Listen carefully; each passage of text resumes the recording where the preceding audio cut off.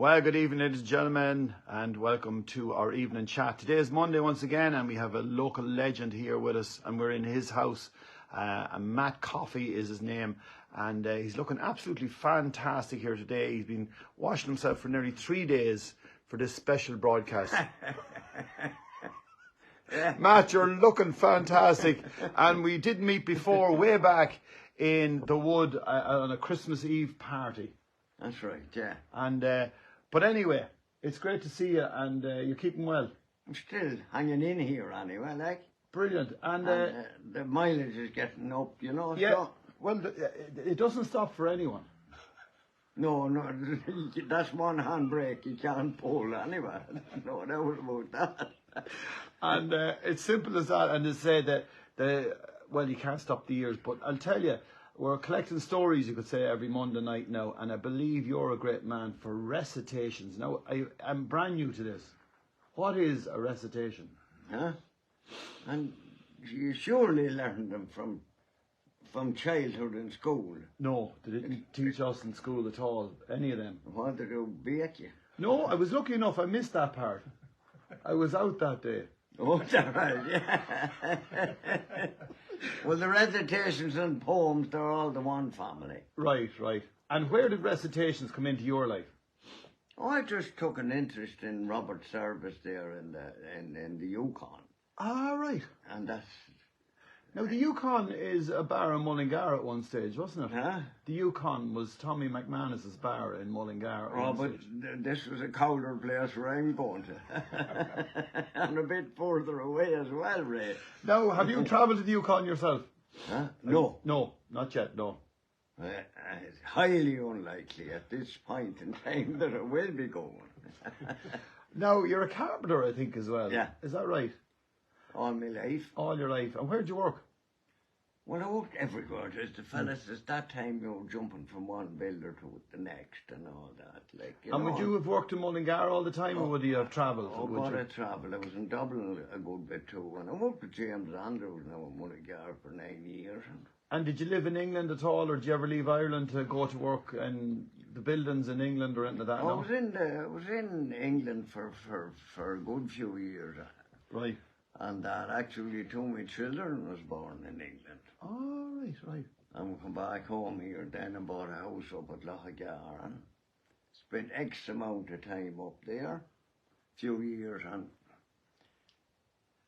the wife's uncle died then and he left her the house and the post office here. This is Monaglee post office.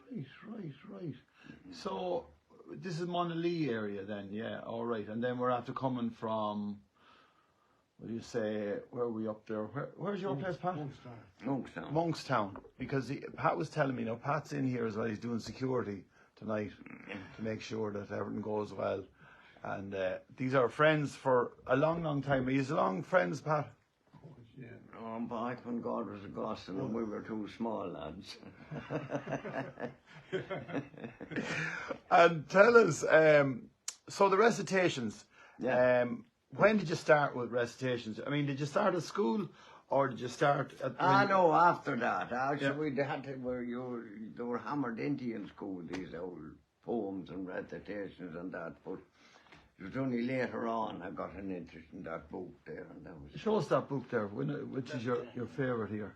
No. That's The Songs of a Sourdough. And there you are, folks, The Songs of a Sourdough. Now, a sourdough is a fair bit of bread as well. Sourdough is right.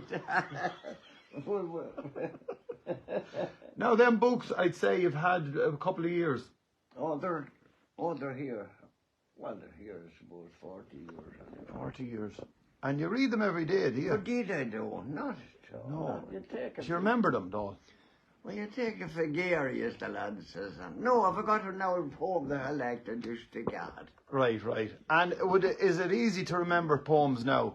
Depends on what kind of a head you have. Yeah, but even now, and you said, like, I have to learn a song and I find it hard to get the lyrics in. At your age... you have to put a bit of lyrics and music into it too. That's right, yeah. All I have to do is sit down and talk. That's how it's simple. Or as one lad says, open your mouth and push.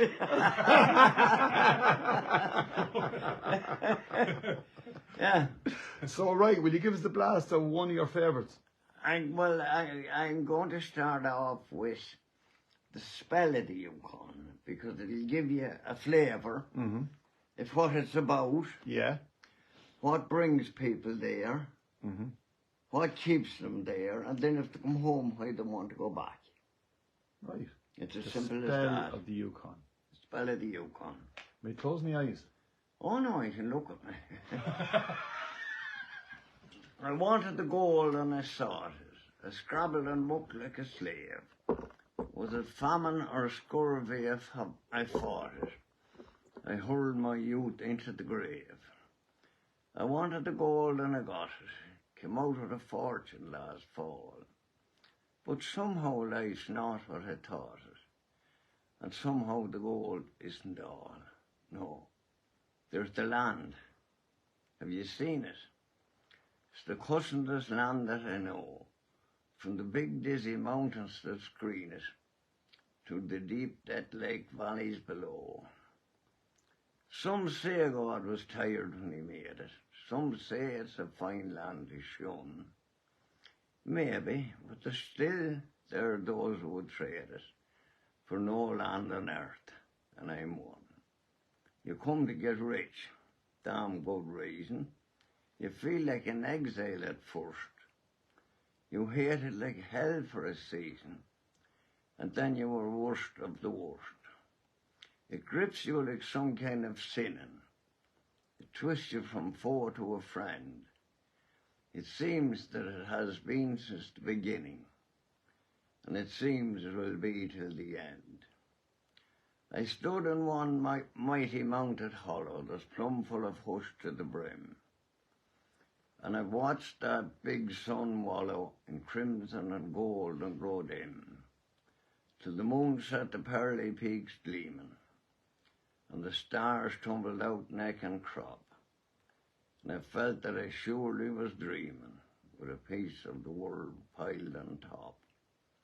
The summer, no fair was ever, the sunshiny woods all a thrill, the grayling a-leap in the river, the big horn asleep on the hill, the strong life that never knows harness, the wilds where the caribou call, the freshness, the freedom, the farness.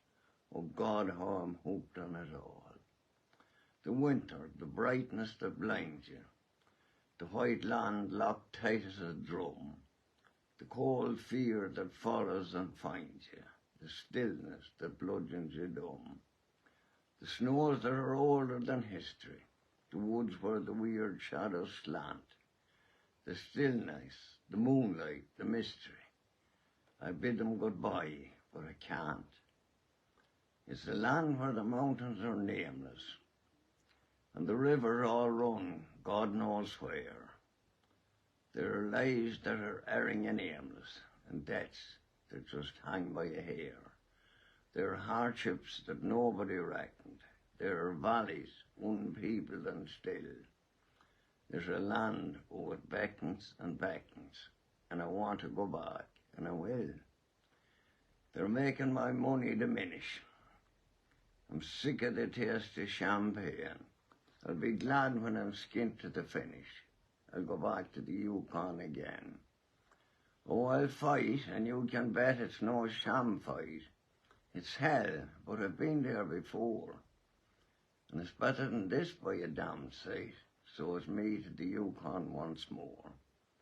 There's the gold, and it's haunting and haunting. It's urging me on just like old. But it isn't the gold that I'm wanting, as much as just finding the gold. It's that great big broad land way up yonder. It's the forest where silence has lease. It's the beauty that thrills me with wonder. It's the stillness that fills me with peace. That do you for a start. That's absolutely fantastic. Yes, yeah. That's a great one. There you are now. Well, that's the introduction to them anyway. And tell us, so it's great imagery as well. So when you're hearing all them words and you're nearly travelling through the whole area of that Yukon. Now you can visualize it in your head. Now I'm going to give you another one. I won't talk for a while again. All right. Will that be all right with you? That'd be fine by me. You lashed them out there, boy. Yeah. This one is The Cremation of Sam McGee. Lovely. You like this one, right? Okay. There's strange things done like the midnight sun by the men who mile for gold. The Arctic trails have their secret tales that would make your blood run cold. The northern lights have seen queer sights, but the queerest they ever did see was that night on the marge of Lakely Barge I cremated Sam McGee. Sam McGee came from Tennessee where the cotton blooms and blows. Why he left his home in the south to roam round the pole, God only knows. He was always cold, but the land of gold seemed to hold him like a spell, though he'd sometimes say in his homely way, he'd rather live in hell. On a Christmas day, we were mushing our way down the Dawson Trail. Talk about cold, through the packet fold, it stabbed like a driven nail. If our eyes we closed, the lashes froze, till sometimes we couldn't see. It wasn't much fun, but the only one to whimper was Sam McGee.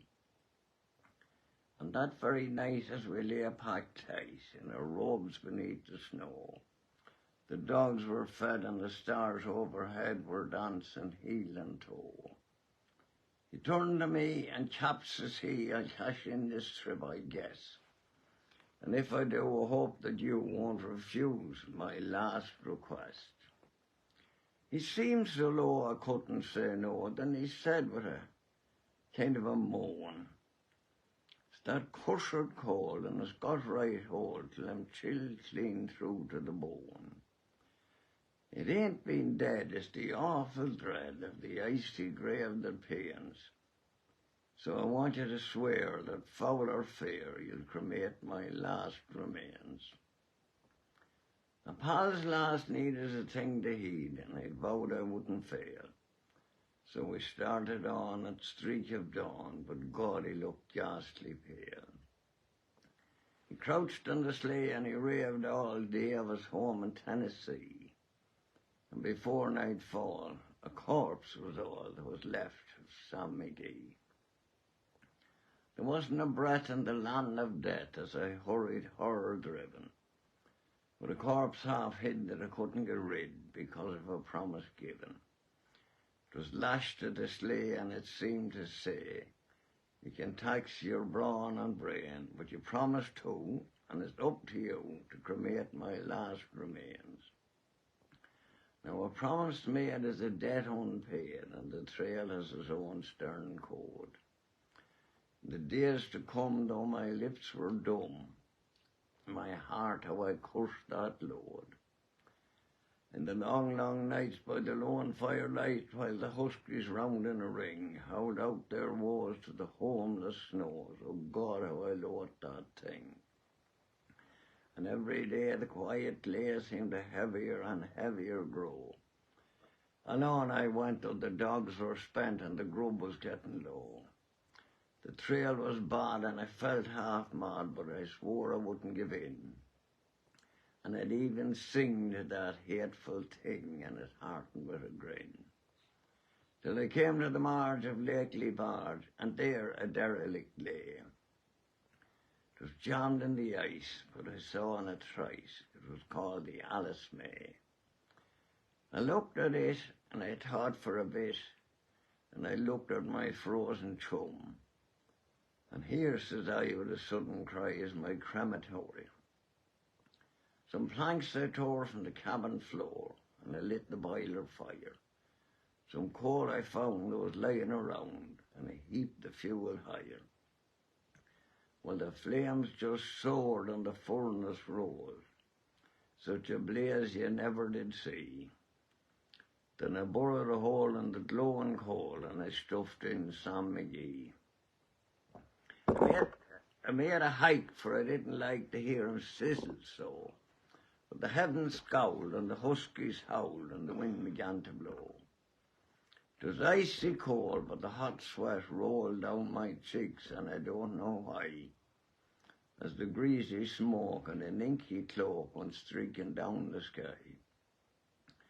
I don't know how long in the snow I wrestled with grisly fear, but the stars came out and they danced about, ere I ventured near. I was sick with dread, but I bravely said, I'll just take a peep inside. I guess he's cooked, and it's time I looked, and the door I opened wide. And there sat Sam looking cold and calm in the heart of the furnace glow. And he wore a smile, you could see a mile, and he said, please close the door. It's fine in here, but I greatly fear you let in the cold and storm. Since I left Plum Tree down in Tennessee, it's the first time I've been warm.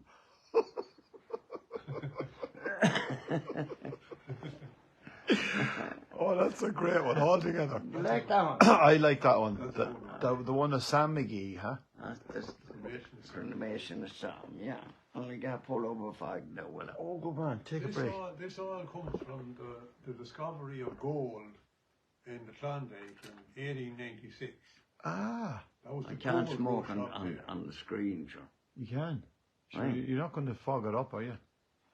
No. It's your house. And it's your cigarettes. Next level was the music.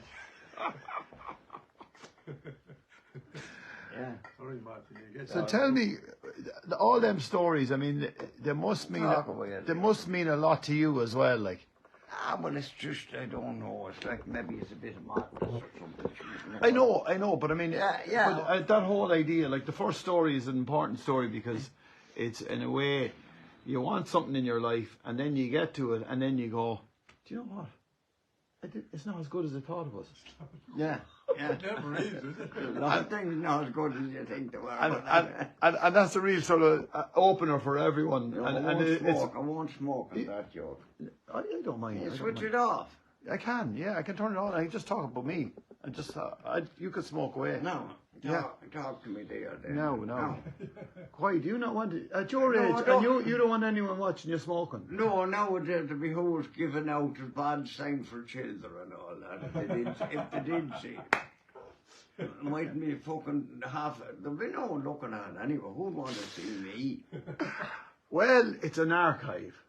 Huh? It's an archive. It's sort of like a thing of, you know, You know it's, what, you really want to show that, wouldn't you? you would. Walking alone. Oh, look, we have, look, show me that sign there. Show me that sign. Smoking allowed, yeah. How long would you be smoking now yourself? Huh? How long Few weeks. smoking? Few weeks. Me? 78 years. 78 years. Yeah. You started when you were 5. No, when I was 7. How do you start smoking at 7? I'm sure Jesus was the most at that time. It was big, wasn't It was the biggest challenge of all time. And they're talking about young lads going for drugs and all that now. If they were out in my time, we'd be trying them out. Exactly. They didn't tell you. But come here, where did you get your first cigarette then? Huh? Who'd you get your first cigarette off? Or did you find it or get in the road or what? Oh, not at all. So those bigger brothers at home. All right. And you'd kidnap one on them. I won't say steal it, you'd kidnap it. And he took a loan of it. Absolutely. And was there many brothers in your family? There was 5 and 5. 5 girls and 5 boys. Yeah. And you were born in this area then as well? Down there, further down in Rathcorbally and one of the, yeah. All right. And how are all the brothers now and sisters? Are they with us or? Most of them are in heaven. Most of them are in heaven. I would hope anyway. Exactly. And there's 3 brothers and 3 sisters dead. Right. There's 4 of us left, 2 and 2. Very good. And you're the youngest, are you? No, John is younger than me now. He's in London. Right. So a lot of your family then went away, did they? No, well, there were a lot of them around home as well. Yeah. Yeah. You were one of the lucky ones, because most lads ended up leaving. Even at that time, like way back. Oh, well, I went and come back, like, do you know what I mean? Yeah. Did you go to London? Oh, I did, yeah. Yeah. For how long? A week or 2? Huh? Oh, it was 5 or 6 years in it anyway. Did you fight? Huh? Did you fight over there? No, it was no good to fight. No. I was able to run. And tell us, when you went to London, like, what was it like at that time? Did you go on the boat for starters? We went on the boat, yeah. Yeah, it took days to get there. No, you get there, I suppose, in 24 hours or that. I forget now. Like, there was an old boat, the Princess Maud from Dublin, and Right. the cattle was in the bottom and we were on the top. You know what I mean? Oh, that is correct. I know, yeah. You know. And when you got to Holyhead, then did you take the train We took down? the train from Holyhead down to And Euston Station. did you have the job by the time you got to the station, or did you have the job? Nothing at all. A little bag and a few yolks, and that was it. Did you bring the toothbrush?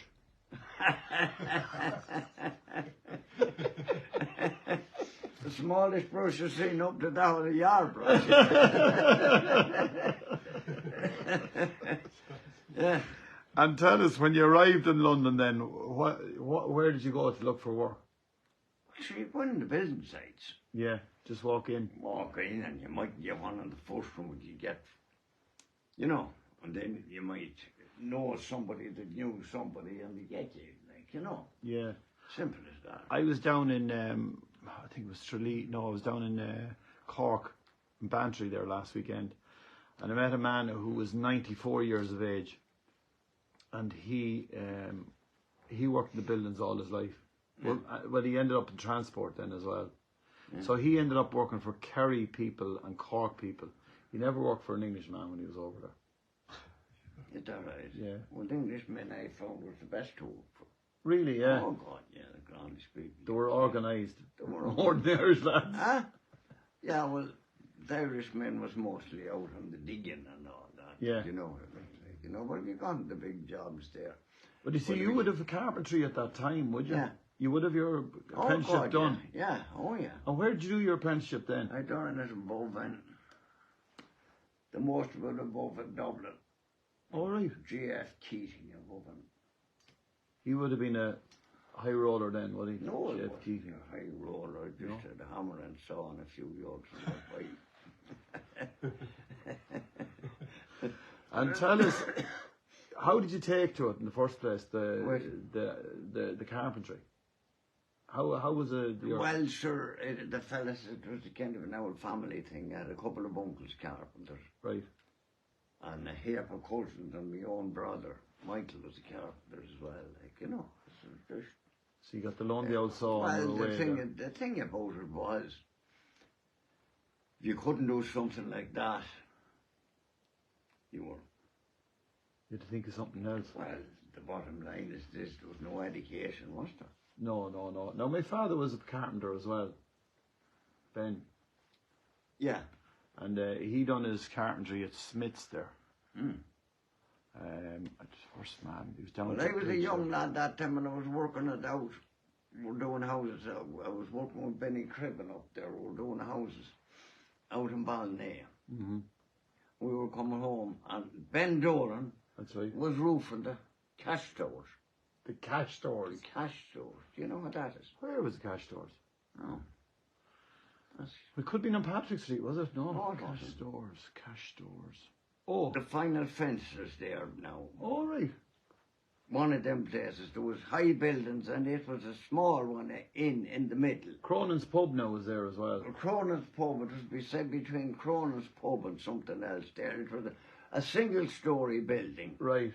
At the time, in between two other buildings. My God. And that was the cash stores in one of the cash stores. It was a kind of one of these shops where you could go in and buy everything. Right, yeah. You know what I mean? Like, you know. That was before Lockery got. Huh? Lockery's then had that. Then after. I think Lockery's had it, but it was. He made a new building out. A new building and went up. Yeah. That's right. Yeah. Was the what do you call it? There was the final fence in it. The final fence is still there. Yeah. Is it still there? Yeah, sure. That would have been one of your favourite nightclubs, was it? Oh Jesus, there was no nightclubs. I was gone by nightclubs at that stage. Those were playing golf. Right, we'll go for another. Give us another one there. Yes, fair play to you. And to all our friends looking in, Margaret Russell's looking in from downtown Mullingar, and fair play to you, Margaret. She's after sharing it. And Paddy Colgan is looking in from Watford, originally from Mullingar. How are you, Paddy? And feel free to share a post. Margaret Russell says good evening to everyone. And who else have we got? Bernie O'Neill is saying good evening. I don't know where Bernie is. Anna Hora is looking in from England. Jeffrey Moore, I think, is in the north of Ireland. Vaughan Coffey, do you know her? Vaughan Coffey. She related to you? She could be. Yeah. And what's her name? Yvonne? Yeah, Yvonne. Yeah.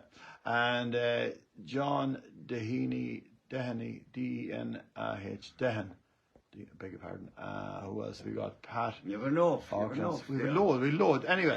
Anyway, there won't be that much condolences when I when I give up the ghost, will there?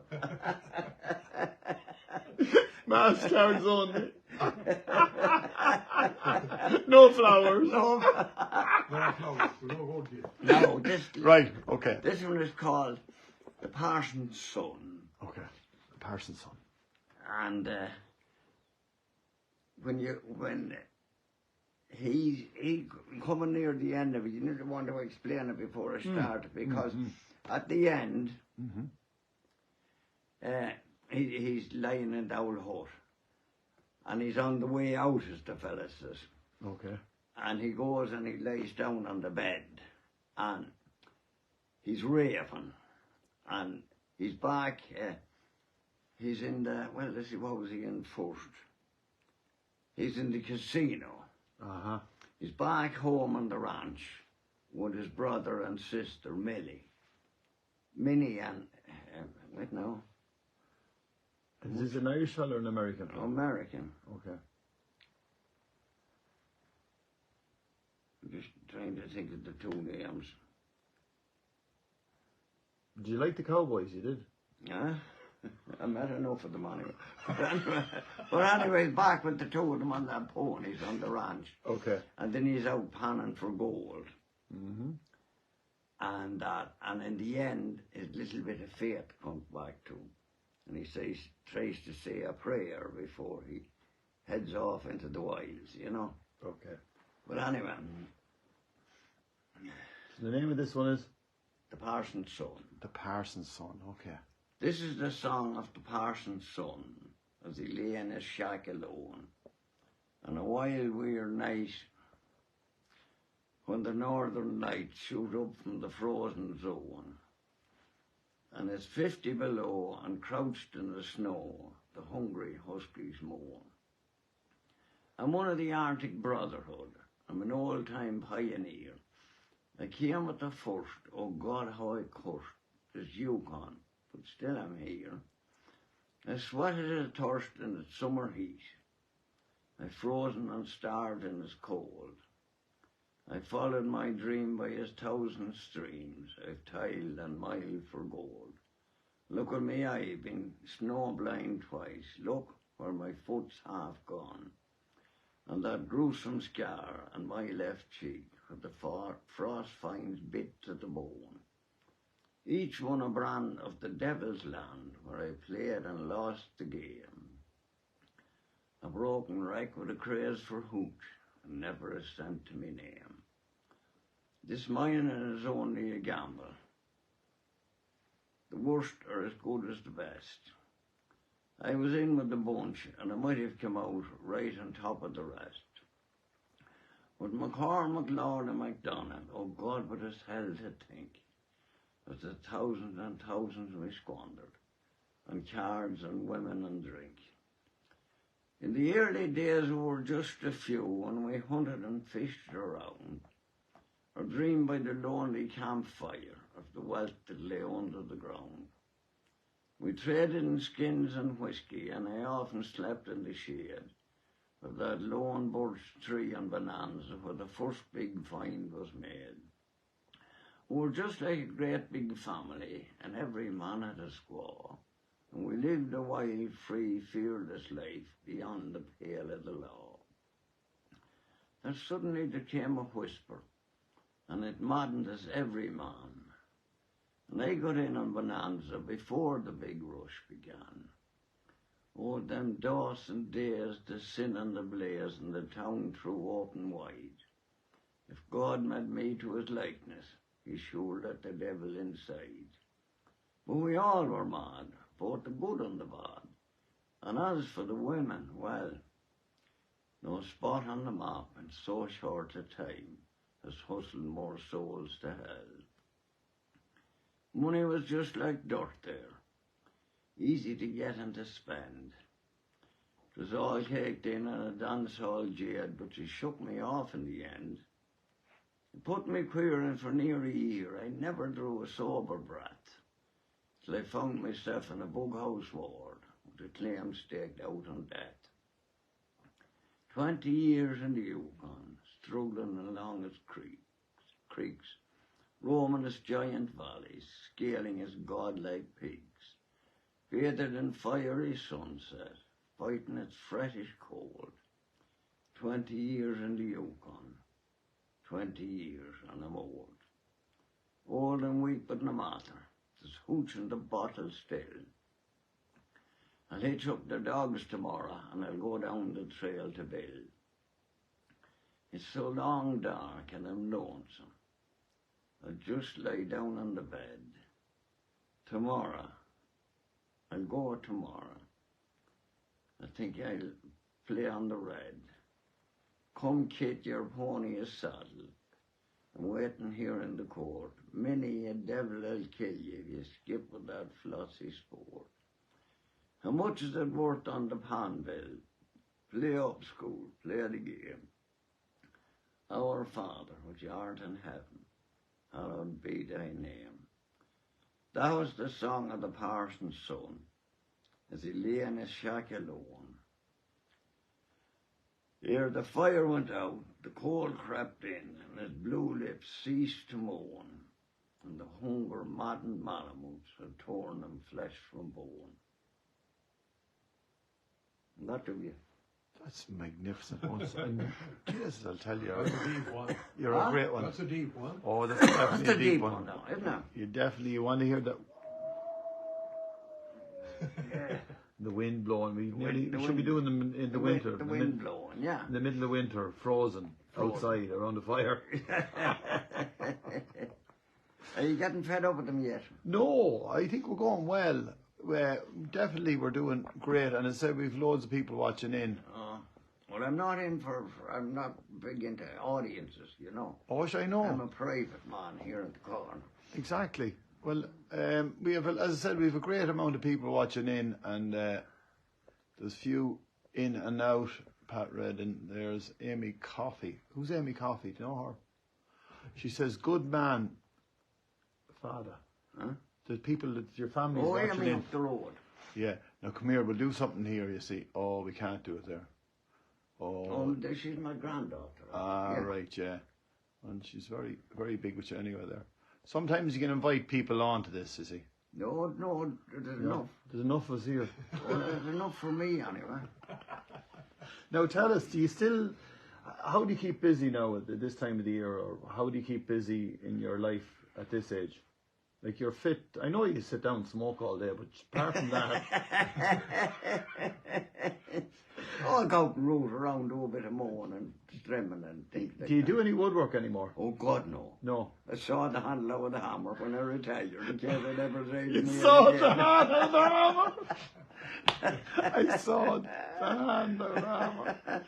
That's like a fellow saying, "I'm never going to drive again." Why? He says, "Because I get back my license." Yeah, another pull over this. It's all right. Yeah, I'd say you manage. Oh, no. So, do you make them yourself? You build them I yourself? have plenty of time to roll them, haven't I?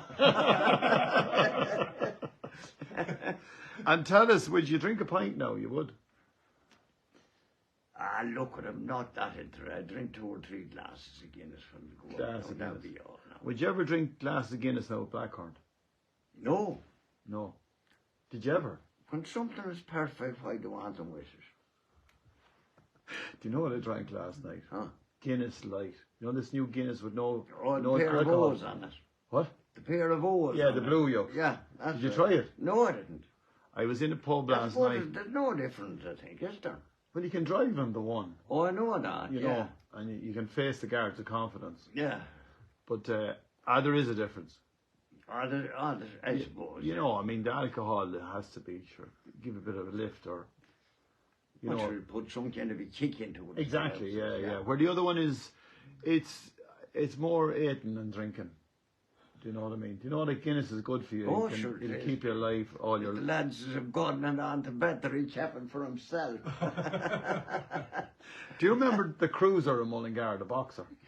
The cruiser. Was it Caroon? Cruiser Caroon? I don't know if it's a No. Caroon. He was, he drank in our pub for years anyway, and he would have drank pints of Guinness day in and day out. No, I didn't know. And as my mother says, it kept him alive. What do you call him? Born, is it? Well, no, that's Killerborn. Is he alive and well Yes, still? the killer as well, yeah. And he was at our He's show a big there. age now. Yeah. He was at our show there, where we were up in Dublin one night, and I couldn't believe it. There he was with himself and the wife. Yeah. See, when you boys were made, like, they broke the shovel, as I said. Oh, God, and I'll tell you one thing, he worked hard at the whole block work and all. Didn't he? you Yeah. know. Which is, he would have lived in England for years and then come back then to That's Mullingar. right, yeah. He boxed for Ireland as well. That's right, yeah. He actually, I joined the boxing club in Mullingar, and he was the one the lads was teaching us. Is that right? Yeah. So I remember I went for a while until the nose kept bleeding. That's the end And of that me. was it, yeah. You wouldn't have done any boxing yourself? No, Jesus, no, I've run away from And what about GA and hurling and all that? Would you have hurled? No. Made a hurl even, no? Not at all, No. Soccer? No, none of Darts. those sports. Darts. Darts. Yeah, I like the darts all right. What about the electric Well, dart go ahead machine? again. Right, one more. Before we go, yes, that's it. Here we go. What's this one? It's, give me time to think for a minute now. You have me head. He's going to get the hard drive. Yeah. Get the hard drive out in the computer there. It's the Shooting of Dan McGrew. Okay. Right? Let me think now to get started. Yeah. A minute. A bunch of the boys were mopping it up in the Malamute Saloon. And the kid that handles the music box was playing a ragtime tune. Back at the barn a solo game sat the ender of Dan McGrew. And watching his look was his light of love, the lady that's known as Lou. Then out of the night there was 50 below, and into the din and the glare, there stumbled a miner fresh from the creeks, dog dirty and loaded for beer. He looked like a man with 1 foot in the grave and scarcely the strength of a louse. Yet he tilted a poke of dust on the bar and called for drinks for the house. There was none could place the stranger's face, though we searched ourselves for a clue. And we drank his health, and the last to drink was dangerous Dan McGrew.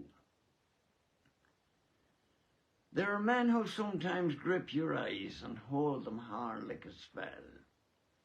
And such was he, and he looked to me like a man who lived in hell, with a face most hair and a dreary stare of a dog whose day is done. As he watered the whiskey in his glass, the drops fell one by one. Then I got a figuring who he was and wondering what he'd do. And I turned my head, and there watching him was the lady that's known as Lou. His eyes went rubbering around the room, and he seemed in a kind of a daze, till at last the old piano fell in the way of his wandering gaze. The ragtime kid was having a drink, and there was nobody else on the stool. So the stranger stumbled across the floor and flopped down there like a fool. In a buckskin shirt that was glazed with dirt, he sat, and I saw him sway. And he touched the keys with his taloned hands. My God, but that man could play. We were out in the great alone, when the moon is awful clear, and the icy mountains hem you in with a silence you most could hear, with only the howl of a timber wolf, and he camped out there in the cold. a half-dead thing in that stark crazed world, clean mad for that muck called gold. While I overhead green, yellow and red, the north light sweeps in bars. Then you've got a hunch what the music meant, hunger, the night and the stars. And hunger not of the belly kind, that's banished with bacon and beans, but the gnawing hunger of lonely men for a home and all that it means. For a fireside far from the cares that are, four walls and a roof above, and oh so crumpled of cosy joy, and crowned with a woman's love. A woman that's dearer than all the world, and true as heaven is true. God, how ghastly she looks through her rouge, the lady that's known as Lou.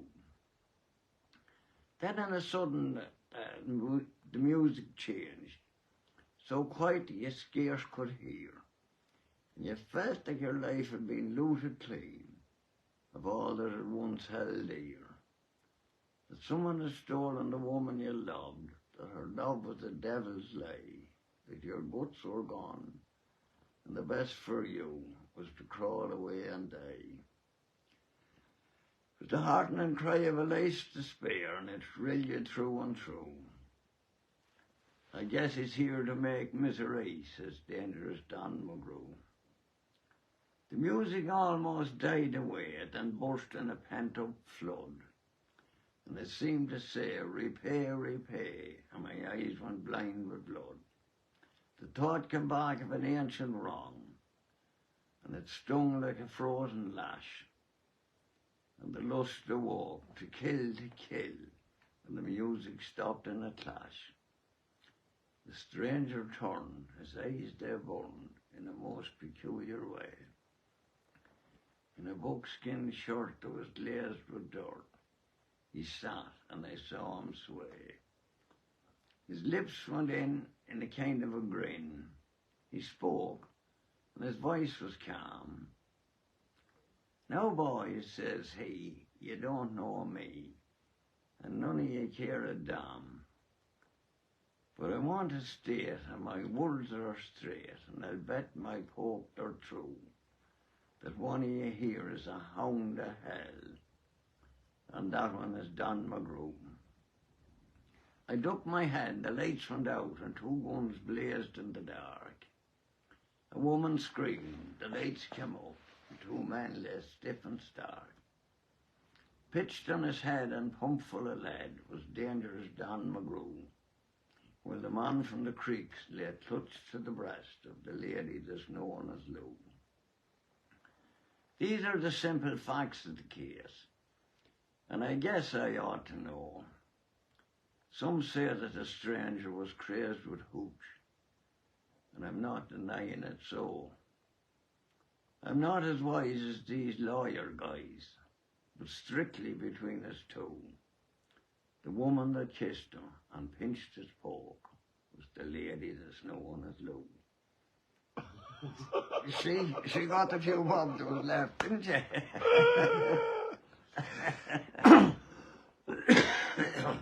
Very good. Turn that away and out again. Didn't pull it with it. Okay, I'll turn it away now. Yeah. So there you are, folks. As I say, we're coming to you from the house of Matt, and having the crack here on a Monday night. And if you want us to call to your house, send us a message. We'll have the crack with you as well. We'll bring the lads as well.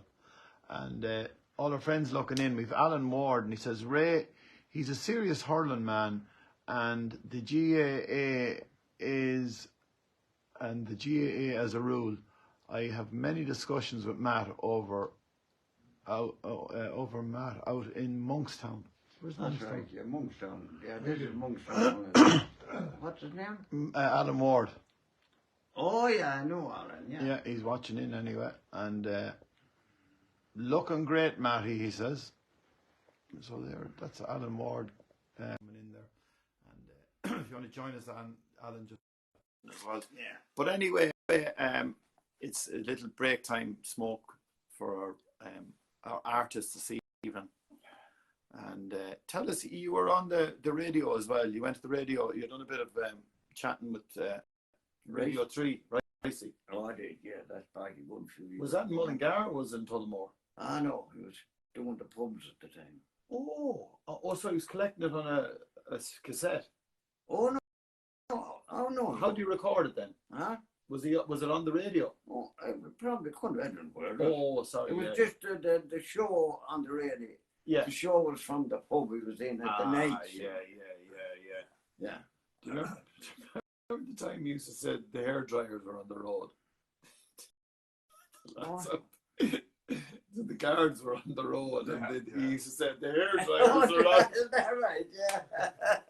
He got wrapped in the knuckles once or twice for that. Yeah. But so what's the plans then for the future? To get these few finished off and get rid of you as quick as I can. Well, look, thank you very much for inviting us here, and for Paddy as well for giving us the nod and inviting us down and giving us directions, because it's hard to find you here. Huh? You could be Back to the area. you could be lost when you get in here. You know? I don't sign off yet. Another couple. Oh, have you more? Oh, good. Yeah. So there you are, Alan. Share this post now. Feel free to let it off there. Yeah. Now, just see if there's any more messages there. You won't go there side for that. Marky Little. Wouldn't you? Valentina Popescu is looking in from Bucharest. Oh, big deal. Huh? Yeah. You're I think international now, buddy. I think you was mommy one time. She says, "Good evening, Ray, and your guest." That's Valentina Popescu, and from Bucharest. Hungry. It's just far side of Kalukan. It must be some more Kerrigan country, isn't it? And who else? We've more messages here now. Who else have we got? Let's just go back to a few of them. Yeah, that's the full gang. Frank Maslin is watching in there from Mullingar. Oh, Frank. Yeah. You don't know him, do Yeah, he ran the gig there not too long ago. And he was at your launch, was he? He He was. was at the launch of the book. How are you, Frank? Good to know you're with us. And Margaret Russell says there, good evening, Shirley. I hope you're keeping well. So the girls are having, it's like they're on a bus and they're all talking to each other, you see. So who else have we got? Shirley is there, Shirley Moody looking in from Mullingar. What's Frank doing, did he say? Well, Frank, he ran a country gig one night in Dianabrook, and he had a load of country artists down. It was like a small little Nashville at once, that show. And he ran it for a charity, you know. Oh, yeah. So so that's the full crew now that we can see here. Yeah, I can't see anymore. Money have I done? Oh, you've done 4 of them. 5, I think it is it? 4. 4.5. I never stop. I never stop in midstream. You've done the chorus and the verse. You had Yeah. the one about the Yukon. Yeah, And the next one was the Cremation of Sam McGee, I think. Yeah. that's right. Parson's son. Yeah. Parson's son. And the Shooting of Dan McGrew. That was the last one. Yeah. Now the next one, Ray. Yeah. What's the next one? The next one is called. The head is gone again. No, don't worry. We'll find it. It's called The Burial of Blasphemous Bill. This one is Huh? this will be a rough one. I'd say. This one is a bit jeez. a bit of reciting on it now. As it's longer. There'll be blood and guts in this one. Huh? I don't know what will be. Guns and bullets. Yeah. But Bill, you see, Yeah. he was an old trapper out in the Yukon that time. He wasn't involved with the gold rush or on like that. Okay. But he was trapping the bear, selling the hide. Right. But the woolly jumpers, as the lad says, and making a living out of that. But to get everything out there, of course, he was afraid of his life. He'd get lost in the snow Oh yeah. and never be found. Right. So he went into the local undertaker, Right. and they made a deal Okay. that he'd go out and find him. If he was lost, If he he didn't yeah, come back after yeah. 4 days. So they come along anyway, and they drew up a contract and all. Oh. And he paid them on the night. Right. And the two of them went down to the pub. And drank it. And drank it. Yeah. But he still had to honour. Well, you hear this contract that drew up now. Okay. I'll tell you, you'd have a smart solicitor that'd find the holes. And it was only drawn up by two ordinary Joe soaps. Right, yeah. You know what I mean? But I think it's very good. Share it now with our audience, huh? I took a contract to bury the body of blasphemous Bill Makai, whenever, wherever, or whatsoever, the manner of death he died. Whether he died in the light of day or under a peak-faced moon, in cabin or dance hall, camp or dive, muck looks or patent shooting, on velvet Tunara or virgin peak, by glacier or drift or draw, in Muckeg Hollow or Canyon Deep, by avalanche, fang or claw, by battle murder or sudden wealth, by petulance, hooch or lead. I swore on the book I'd follow and look till I found my tombless dead.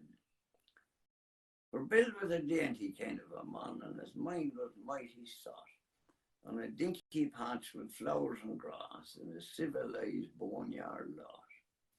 And where he died or how he died, it didn't matter a damn, as long as he had a grave with frills and a tombstone epigram. So I promised him, and he paid the price, and go down to Chico Kine, which the same I blew that very night down at the Tender Lane. Then I painted a 3-foot slab of pine. Here lies Bill Makai. And I hung it on my cabin wall and waited for Bill to die. Years passed away. Then at last one day I came a squaw with a story strange of a long deserted line of traps way out in the Bighorn Range, of a little hut by the Great Divide and a white man stiff and still, lying there by his lonesome self, and I figured it must be Bill. So I thought of the contract I made with him, and I took it down from the shelf. The swell black box with the silver plate that he picked out for himself. I packed it full of grub and hooch and put it on the sleigh. Then I harnessed up my team of dogs and was off at break of day. You know what it's like in the Yukon wild when it's 69 below, and the ice worm wriggle their purple heads through the crusts of pale blue snow. When the pine trees crack like little guns in the silence of the woods, and the icicle hangs down like tugs from under the parka hood. When the stovepipe smoke breaks sudden off, and the sky is weirdly lit, and the careless feel of a bit of steel burns like a red-hot spit.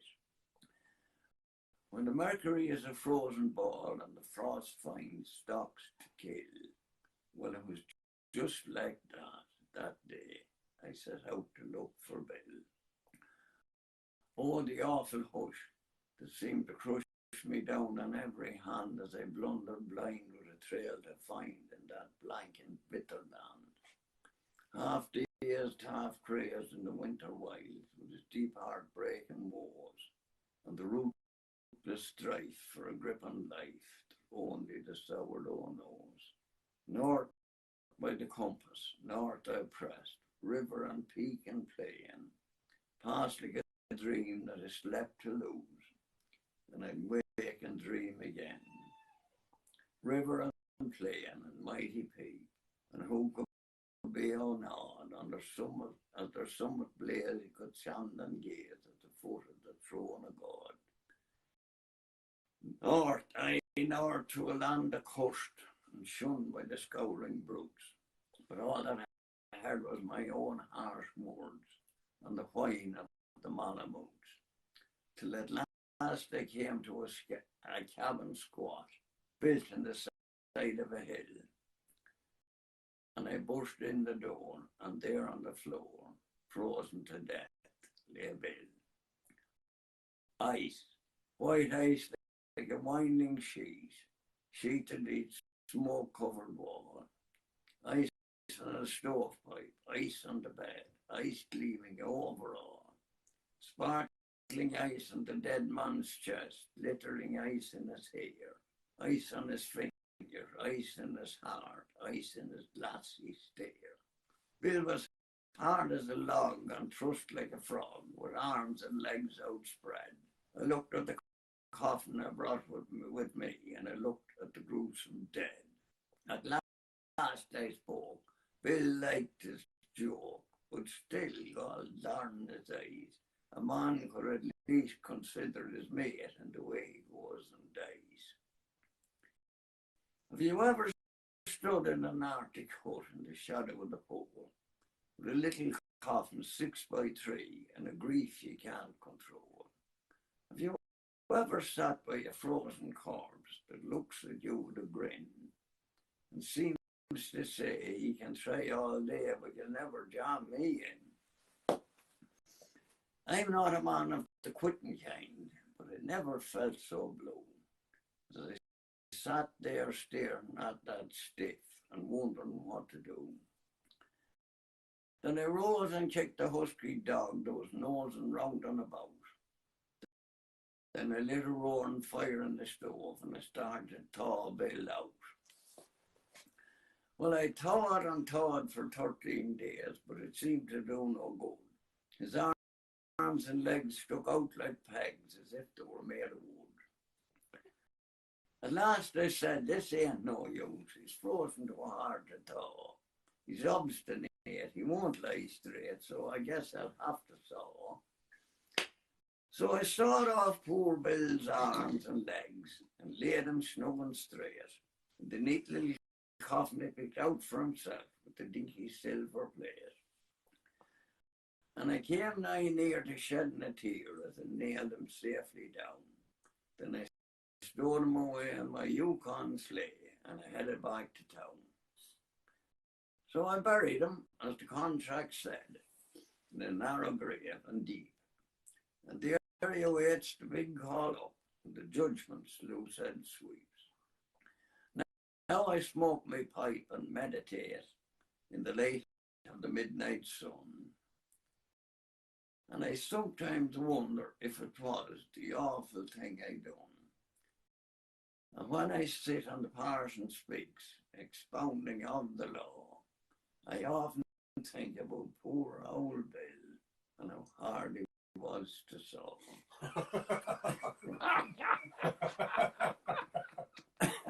I was wondering why you're going to, that you had to saw him some stage or other. 13 days. Yeah. He was fairly hard at that. He was fairly hard. And the ice was very interesting. All the ice, different types of ice. Yeah. Nice ice in his hair, yeah. Ice everywhere. Everywhere. Didn't Robert Serve was a fair man to write, wasn't he? God, he was. Definitely. They're old books, like they're... Robert? Yeah. Robert went to the Yukon at the time that everyone else was going, looking for gold. Right. But he didn't go to look for gold, he went to write about it. Right.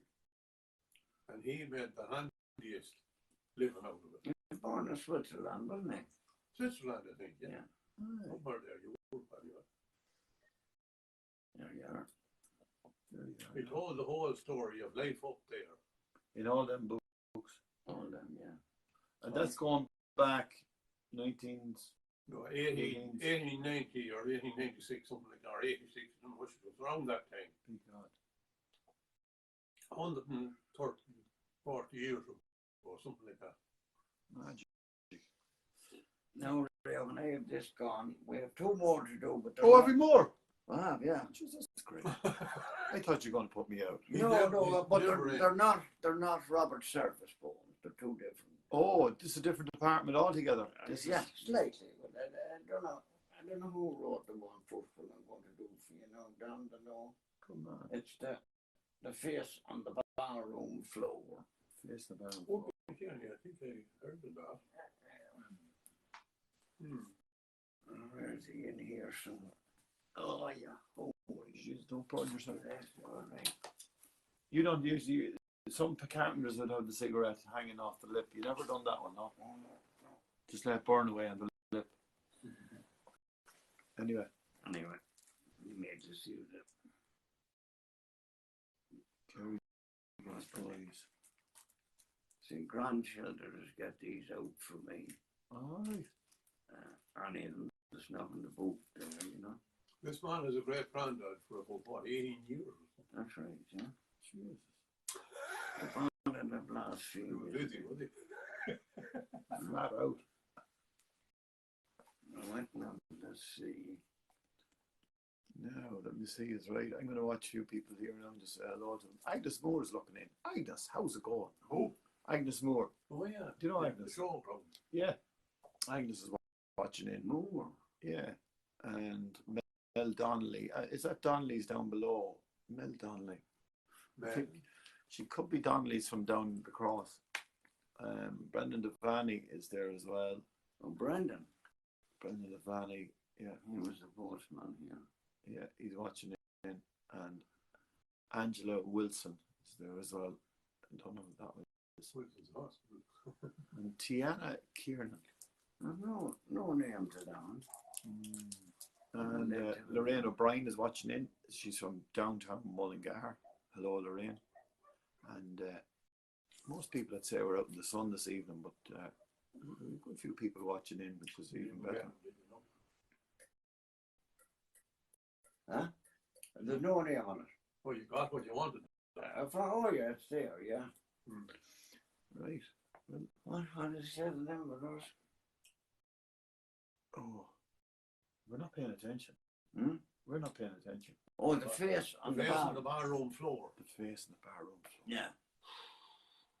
Right. It was a balmy summer's evening and a goodly crowd was there. It was nearly filled Joe's barroom on the corner of the square.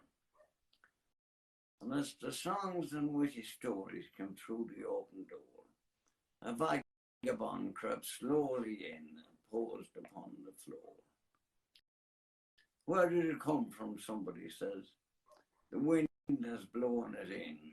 What does it want, another cried. Whiskey, rum or gin? Here, Toby, seek him if your stomach's equal to the work. I wouldn't touch him with a fork, he's filthier than a took. The bandage and the poor wretch took with statically good grace. In fact, he smiled as though he thought he'd found a proper place. See, boys, I know there's kindly hearts among so big a crowd. To be in such good company would make a deacon proud. Give me a drink, that's what I want. I'm out of funds, you know.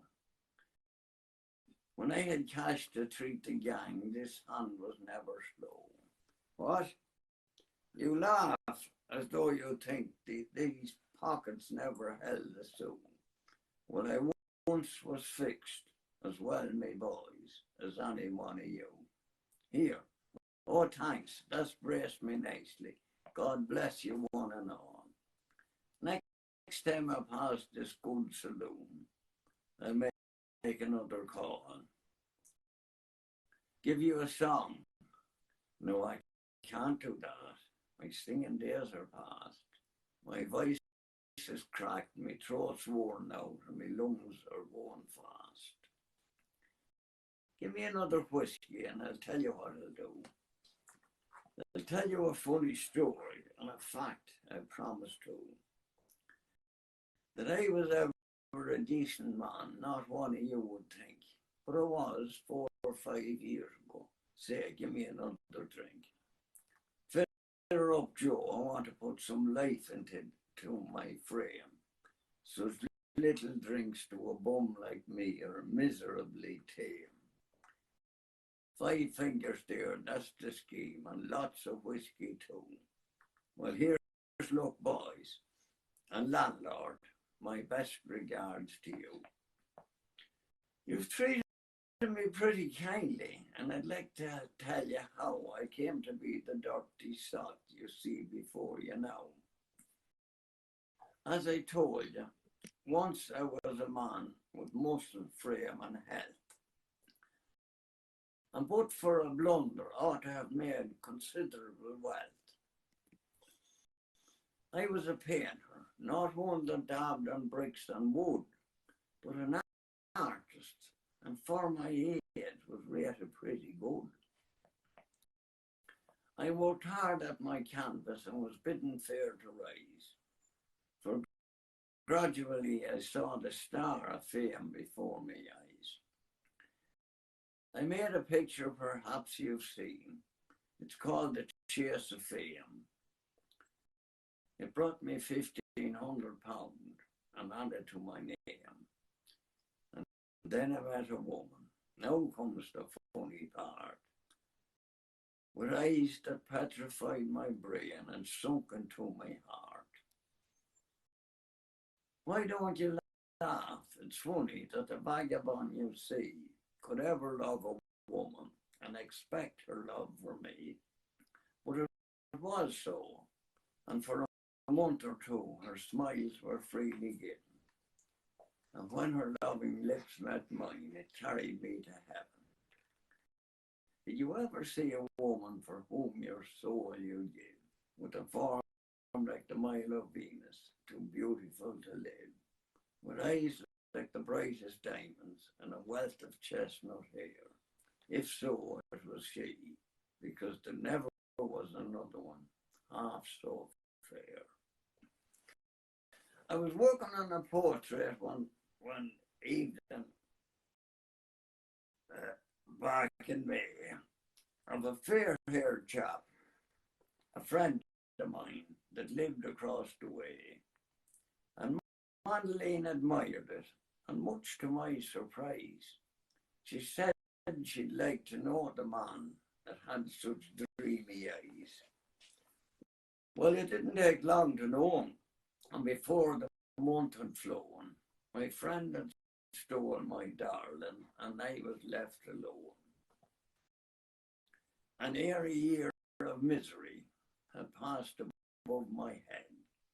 The jewel I had treasured so had tarnished and was dead. That's why I took to the drink, boys.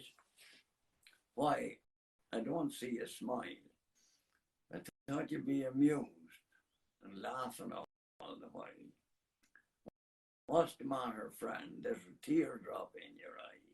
Come on, laugh like me. 'Tis only babes and women that should cry. Say, boys, if you give me just one more whiskey, I'll be glad. And I'll draw right here a picture of the face that drove me mad. Pass me that piece of chalk with which you marked the baseball score, and you shall see the lovely Madeleine upon the barroom floor. Another drink, and with chalk in hand, the vagabond began to sketch a face that well might buy the soul of any man. And as he placed another lock upon the shapely head, with a fearful shriek, he leaped and fell across the picture, dead. Tommy Cooper's was just like that. That was a lovely one.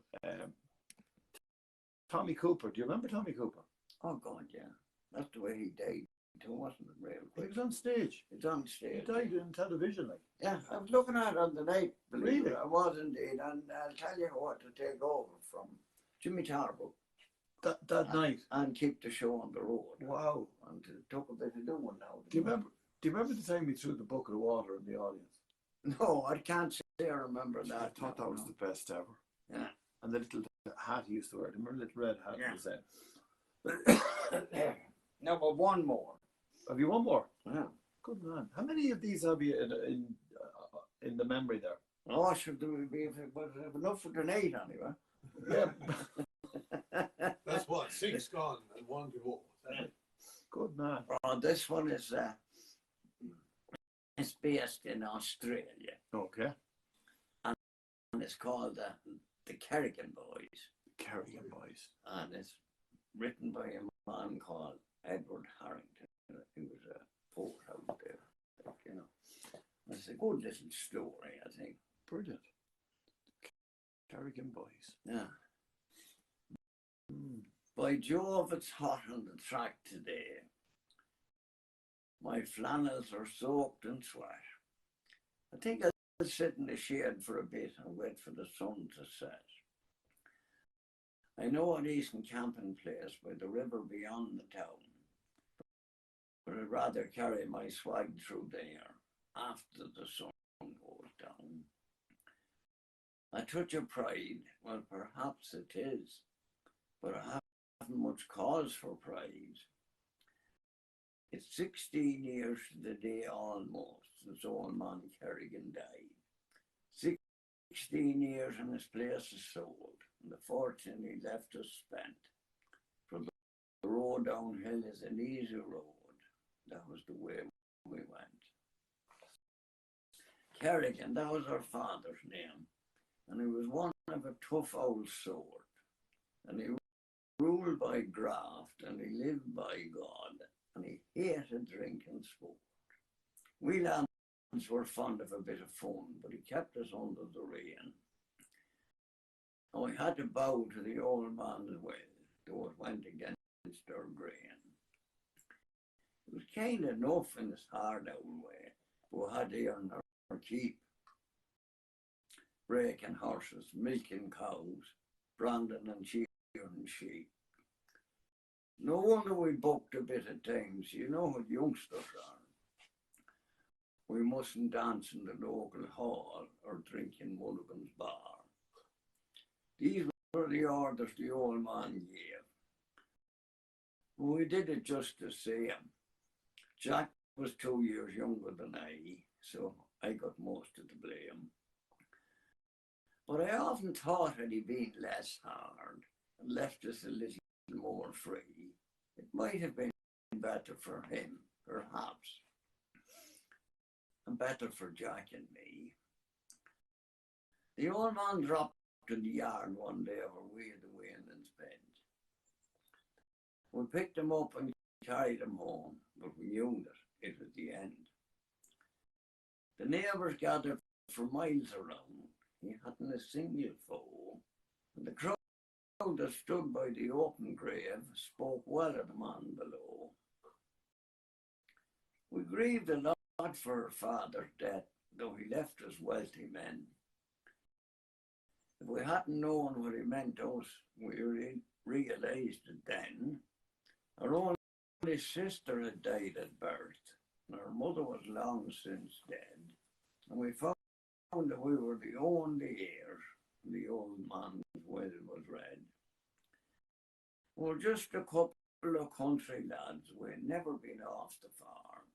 We were held in check from our boyhood up with the weight of the old man's arm. Put in the saddle and fair with our fists with a touch of the old man's pride. But the neighbours muttered and shook their heads when old man Kerrigan died. Hard and all as the old man was, for years he kept us stood, because love of horses for the horses' sake was strong in his Irish blood. But breeding was only a hobby for him, a sort of a harmless craze, though we often thought that he had his fling way back in his younger days. We got mixed up with the racing crowd and we started to go at the pace. Forgot the sound of the old man's voice and the frown on his rugged face. For the road downhill is an easy road, though it ends in a sharp descent. We were only youngsters, a reckless pair, and that was the way we went. We staked for a win in a Chester court, and the strength of a trial he showed. But somebody got to the lad on top who could tell by the race that he rode. He lost 10 lengths and he finished last. It was useless to make a fuss, for the men we met in the racing game was far too cunning for us. We backed him again in the Greytown Cup, and he won by half the straight. We left our cash in the bookie's bag because he failed to weigh in at the weight. We cursed the jockey and we cursed the horse and we sold him there and then. We had enough of the racing game, the ways of the racing men. We could have got out of our trouble still if we put our hand to the plough. But the life of leisure and cards and drink had got a grip on us now. You can call it fantasy, call it luck, or simply the want of sense. But the bookie and the publican got wealthy at our expense. We sat and drank in Morgan's bar and we gambled the whole night long. We dealt in cattle and dealt in sheep, and most of our deals went wrong. So long as the bank would cash our checks, we didn't care what we spent. For the road downhill is an easy road, and that was the way we went. Then things got bad, the drought came on, and it lasted over a year. Our stock died off, our dams gave out, and we knew that the end was near. Our credit stopped, the bank foreclosed, and our father's place was sold. But the road downhill is an easy road, as the prodigal found aboard. 5 years after the old man died, together we took the track. I wandered into the local town, and I had a drink with Jack. He shook my hand, he wished me luck, and I knew he was close to tears. And I've never set eyes on Jack since then, or heard of him now for years. Somewhere out there west of Burke, he's humping a swag, maybe, tramping along in the broiling sun and cursing himself and me. I give 2 years of my worthless life, though it may not last that long, for one more look at his honest face, one grip of his fingers strong. We had our chance, we played the fool. It's too late now to repent, for the road downhill is an easy road, and that was the road we went. Magic. That one now was that was the one. I think that's my favourite. Is that right? Oh, Ginny, that tells the whole story. That too, doesn't it? Oh, big time. Tells the whole story. Big time. The Big whole time. time, yeah. Will you have a cup of tea? I will definitely have a cup of tea. You'll have a cup, Paddy. What kind of sugar do you want? I know the sugar. I mean, much of it, I should say. Much shovel. Well, no, I just want a cup of tea with no sugar. No sugar. No sugar and milk. Man, no sugar and milk. We have Martin Little, and he says, "Hi, Martin, Matty, Martin Little here. I remember all those poems you recited when I used to call for me tea break." Yeah. Martin retired there only last week. Yeah. Sound man. I drank tea in this house for 31 years. Even during lockdown. Brilliant. I used to go out in the morning and Have the tea ready for him. have the tea ready and bring it out, and he'd sit in the van and I'd sit inside the door. Brilliant. And because we were chatting to him actually the day of the flat, and I done a quick interview. I you see heard that? them talking about it. Yeah. That's right. And happy retirement to you, Martin Little, and thanks for writing the message there as well. I'll go on. You make the tea, and I'll just run through back to the gang here. Right. See if anyone owes you money or something like that. You owe them money. Get it from yourself after. And now we have Mohammed Bashir. And how are you getting on, Mohammed? Great to know you're watching in. Where is he from? He's from Mullingar. We meet him every day, and hope you enjoy that, Mohammed. And he's actually a great man with the English now. He's flying along, and more than likely he'll end up with a Mullingar accent. Hopefully he will. And, that is our full gang. So once again, folks, thanks for looking in this evening. And Matt is gone to make the tea, and we're going to have tea and biscuits, and myself and hello. Look at that man. He's looking very cool this evening. Paddy, thanks a million for inviting us down. Right. And No problem, right. great to be chatting and having the crack, because You're welcome anywhere. I think we're looking. It's great to be just chatting more than anything else. I think the art of chatting is nearly disappeared. Nearly gone. Yeah, Nearly gone. and even having crack and just in general. So I hope we're bringing a bit of fun to your life out there, folks, and a bit of imagery as well with all them great stories from Matt Coffey. So once again, never a dull moment with Matt. Never a dull moment, and you wouldn't think it, like, and then he comes out with some fantastic ones. So thanks a million for looking in. Feel free to share this post, and we'll chat to you soon. God bless and good night now.